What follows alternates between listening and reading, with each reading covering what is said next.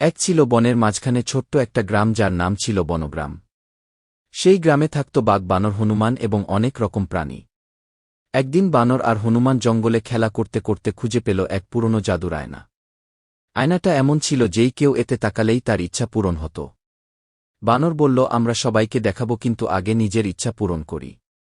হনুমান মাথা নাড়িয়ে বলল, ঠিক আছে, কিন্তু সাবধানে ব্যবহার করতে হবে। বানর আর হনুমান আয়নাটা বাঘের কাছে নিয়ে গেল। বাঘ বলল, আমার তো অনেক দিনের ইচ্ছে, আমি জঙ্গলের সবচেয়ে শক্তিশালী প্রাণী হতে চাই। আয়নার দিকে তাকিয়ে বাঘ বলল, আমি যেন আরও শক্তিশালী হই।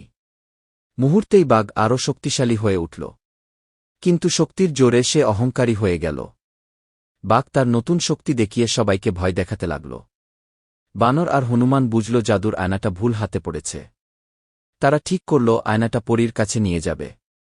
পরী ছিল বনের এক রহস্যময় চরিত্র যে সবাইকে সাহায্য করত, কিন্তু তাকে খুঁজে পাওয়া সহজ ছিল না। বানর আর হনুমান বনের গভীরে পরীর খোঁজে রওনা দিল। পথে তাদের সাথে দেখা হল হরিণ, খরগোশ আর কাঠবিড়ালির।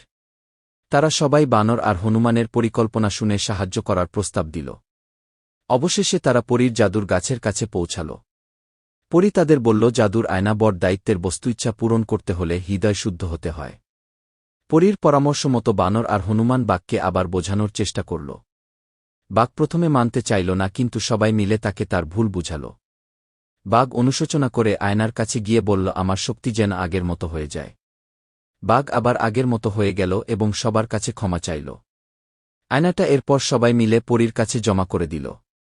পরী বলল, তোমাদের বন্ধুত্ব ও সততা আজ আমাকে আনন্দিত করেছে। বনগ্রাম আবার শান্তিতে ফিরে এল। বানর, হনুমান এবং অন্য প্রাণীরা শিখল, শক্তি নয়, বন্ধুত্বই আসল শক্তি। আর জাদুর আয়না সেই দিন থেকে পরীর জাদুর ঘরে রয়ে গেল। বানর ও হনুমান ভাবতে লাগল পরীর কথা থেকে তারা কি শিখেছে। বাঘ বলল, আমার ভুলের জন্য তোমাদের এত কষ্ট হয়েছে, আমি সত্যিই দুঃখিত। হরিণ বলল, আমরা সবাই মিলে কাজ করেছি, সেটাই আসল জাদু। খরগোশ মাথা নাড়িয়ে বলল, হ্যাঁ, একতার শক্তি সবচেয়ে বড়। কাঠবিড়ালি বলল, কিন্তু আমরা এখন থেকে সব কিছুতে সাবধানে থাকব। পরী বলল, তোমাদের এই বন্ধুত্ব বনকে আরও শক্তিশালী করে তুলবে।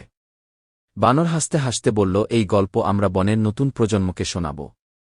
হনুমান বলল, এটাই আমাদের শিক্ষার শুরু, আরও অনেক কিছু শিখতে হবে। সবাই একসাথে বলল, বন্ধুত্ব, একতা আর সততাই আমাদের সবচেয়ে বড় শক্তি। সেই দিন থেকে বনগ্রাম জাদু, বন্ধুত্ব আর একতার জন্য বিখ্যাত হয়ে উঠল।